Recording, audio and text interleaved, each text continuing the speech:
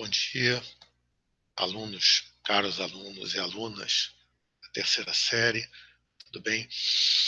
Hoje nós vamos apresentar, né, uma gravação, não digo nem uma videoaula, sobre República Oligárquica, do período que nós já trabalhamos em sala de aula. Essa aula é muito mais uma aula de revisão, certo? Então, nesse sentido, tá, eu vou compartilhar a tela aqui com vocês. Peço desculpas por erros que eu possa cometer aqui na gravação desse vídeo. Não é exatamente a minha praia mais tranquila, essa coisa da tecnologia, mas estou tentando aprender para fazer o melhor possível para vocês. Tá? No nosso encontro, que logo logo se dará, nós poderemos tirar as dúvidas que por acaso vocês ainda tenham sobre essa revisão. Vou compartilhar a minha tela aqui com vocês, para que a gente tenha acesso, então, ao aquele PowerPoint que a gente trabalhou em sala de aula. Então, nosso tema primeiro de História do Brasil é a República Oligárquica, não é assim? E nós começamos lembrando, né, vocês podem acompanhar, se quiserem, também com esse material que vocês têm disponibilizado através das formas que vocês acessam o material da escola. Assim, nós vimos os diversos projetos republicanos, ou seja, a República tinha um ponto de... os republicanos eram fracos no período da monarquia. A monarquia caiu muito mais pela sua fragilidade do que pela força do movimento republicano.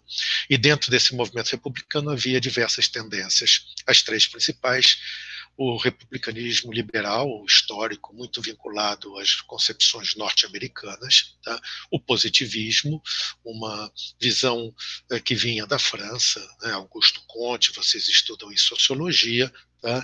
E o dito jacobinismo, o projeto de um Silva Jardim, particularmente, né? Que era a principal liderança no início do movimento, que propunha uma república de sentido mais de maior participação popular, não é isso? Defendia, né, os valores fundamentais derivados da visão jacobina da Revolução Francesa. Tá? Esses três grupos, né, eles se uniram no primeiro momento, mas deixando claro uma questão que eu já falei bastante em sala de aula: tudo que os unia era o fato, efetivamente, de serem republicanos, de serem contra a monarquia.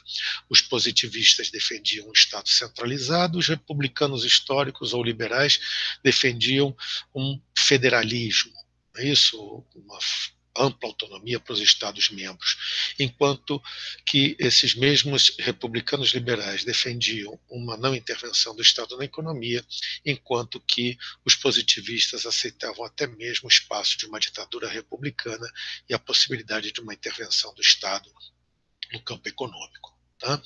O jacobinismo é o grupo mais fraco, ele vai servir basicamente de apoio, né, à época lá do governo Floriano Peixoto. Muito bem.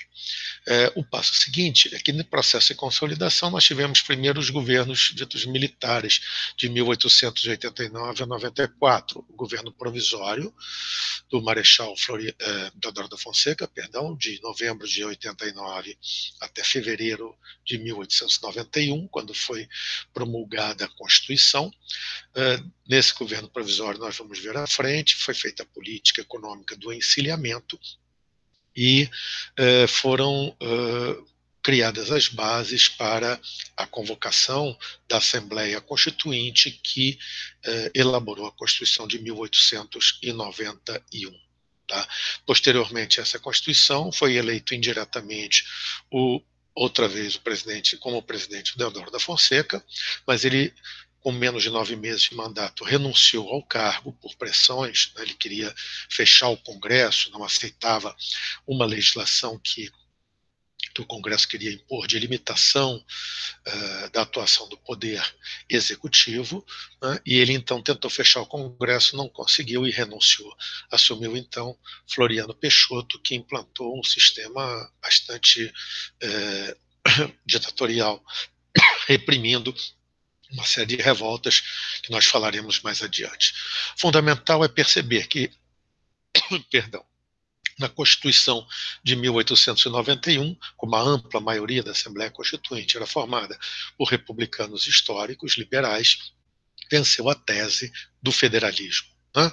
As características estão aí: uma Constituição promulgada, é isso?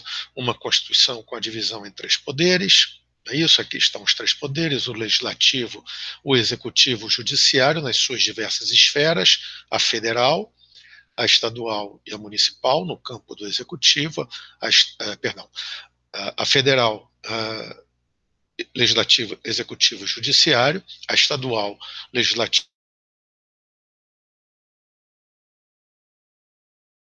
e o executivo. Não existe o judiciário no campo municipal no período republicano no Brasil. Os estados tinham uma ampla autonomia, está aqui colocado, essa é a principal característica da Constituição de 1891. Aqui estão as prerrogativas, nós já falamos bastante sobre elas. O grau de autonomia permitia organizar e manter forças armadas próprias, são as forças públicas estaduais, tinham a própria Constituição, respeitando, evidentemente, a Constituição Federal, elegiam membros do Poder Executivo e Legislativo estadual, significa que também no nível estadual o sistema é um sistema representativo, como é também no nível municipal e no nível federal. Além disso, podiam realizar empréstimos sem a necessidade do aval do governo federal. Arrecadar impostos estaduais, agora são criados impostos estaduais que não havia na Constituição monárquica. Presidencialismo, não é isso? 3 poderes ao invés de 4 poderes.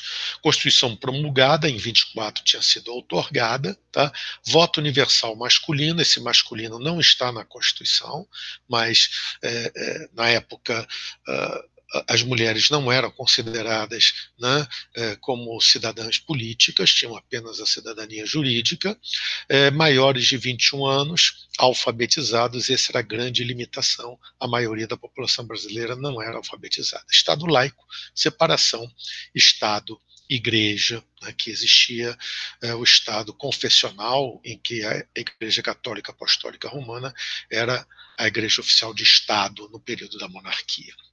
Seguindo aqui, como eu disse, no primeiro momento, na construção da ordem oligárquica, no governo provisório do Marechal Deodoro da Fonseca, a política econômica financeira elaborada pelo ministro da Fazenda Rui Barbosa, denominada de encilhamento, a ideia era, através, tentar estimular a industrialização no Brasil, a partir da criação de 5 bancos que poderiam emitir moeda, cada um numa área, num setor do país, são 5 bancos emissores, e poderiam emitir moeda, o que facilitaria o acesso ao crédito para aqueles que quisessem montar os seus negócios.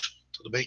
Esse projeto ele não foi bem sucedido, gerou uma forte especulação financeira, um processo de inflação acelerado, mas o que você tem que lembrar é que é uma política emissionista que busca, através de concessão de créditos facilitados, não é isso? Através da emissão de moeda, incentivar o processo de industrialização. As revoltas da Armada, a Revolução Federalista do Rio Grande do Sul, a Armada é a Marinha de Guerra do Brasil. Toda vez que aparecer a revolta da Armada, é a Marinha de Guerra do Brasil. E a Revolução Federalista do Rio Grande do Sul foram crises militares importantes, né? E no caso do Rio Grande do Sul até mais do que uma crise militar, em que a forma como os republicanos atuaram foi acusar esses movimentos de serem monarquistas, para poder unificar todos os republicanos em torno ao governo, no caso Floriano Peixoto, e reprimir essas revoltas. O que aconteceu? O Floriano utilizou do estado de sítio, né, que suspendeu as garantias constitucionais da Constituição de 1891, para garantir a repressão a esses movimentos. Ele é chamado de o consolidador da República, apoiado pelos jacobinos, né? Mas com o final do seu mandato, o que aconteceu foi a plena ascensão ao poder do grupo dos republicanos liberais, basicamente organizados em torno às oligarquias, e dentre as oligarquias, particularmente a oligarquia cafeicultora e dentro da cafeicultura, especialmente a de São Paulo. Aqui uma charge do encilhamento, mostrando a questão da especulação, de uma aposta de corrida de cavalo, essa era a semelhança que se fazia. Aqui uma imagem da revolta da Armada, os navios da revolta da Armada. Esse material encontra-se no CPDOC, no site do CPDOC da Fundação Getúlio Vargas. Se vocês entrarem lá, tem uma aba, um link para Atlas Histórico. É um excelente material de estudo para vocês, de apoio. Revolução Federalista do Rio Grande do Sul, as imagens, florianismo, é isso, a questão da moeda lá correndo. Isso aqui nós vamos deixar para mais adiante. A política dos governadores, nós já falamos que a partir do momento em que as lideranças republicanas oligárquicas assumem efetivamente o poder, civis, particularmente com Campos Salles, colocaram em prática a denominada política dos governadores, baseada no coronelismo, no voto de cabresto, e como eu disse a vocês, tinha na Comissão de Verificação de Poderes, no Congresso Nacional, a sua válvula de segurança.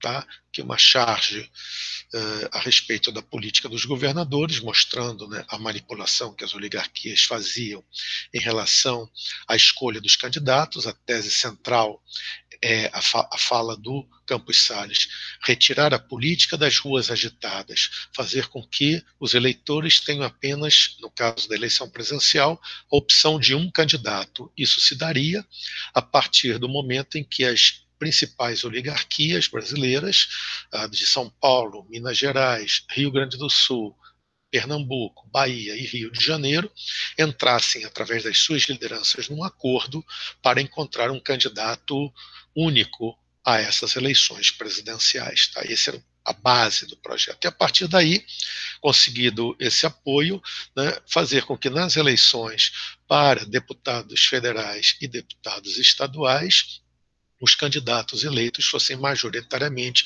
os que apoiavam essa candidatura única. Né? A isso se chamou política dos governadores, assim, e aqui nós temos o esquema da política dos governadores: controle sobre o eleitor, os currais eleitorais, onde a fraude campeava, onde quem determinava, né, quem permitia, ou quem teria ou não o direito de voto, eram os poderosos locais, as oligarquias locais. Não é isso?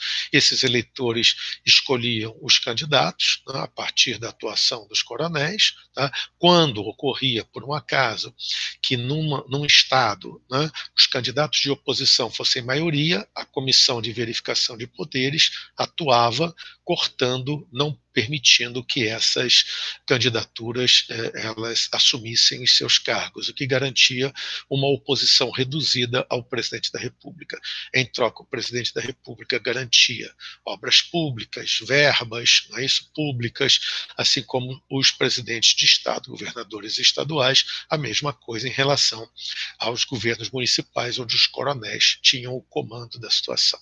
Os coronéis controlavam o voto e o sistema voltava a funcionar plenamente.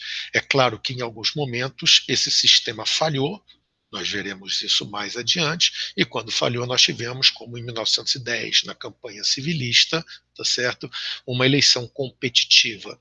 Adiantei a vocês e torno a frisar aqui nessa gravação: nós tivemos 3 eleições competitivas no Brasil, com mais de um candidato com mínimo de mobilização, né, que seriam as de 1910, a de 1922 e a de 1930.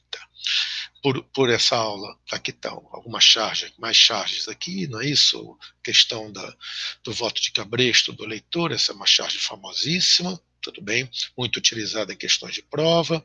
Aqui também os eleitores, a maioria da população brasileira não votava, mas os mortos votavam. Aqui, né, a ideia de uma república café com leite, que é uma questão discutível, embora São Paulo e Minas tenham, a maior parte do tempo, assumido, através de seus representantes, a presidência da República. Aqui, campanha civilista, mas isso a gente vê depois. Agradeço a vocês, né, a paciência de terem me escutado. Vou botar aqui, se eu souber voltar. perdão.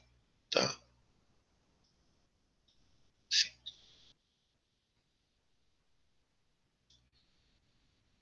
Volto aqui a falar com vocês, tá? E me despeço até uma próxima aula. Espero que todos estejam com saúde, em paz e com tranquilidade, a todos vocês e a todas as suas famílias. Um abraço.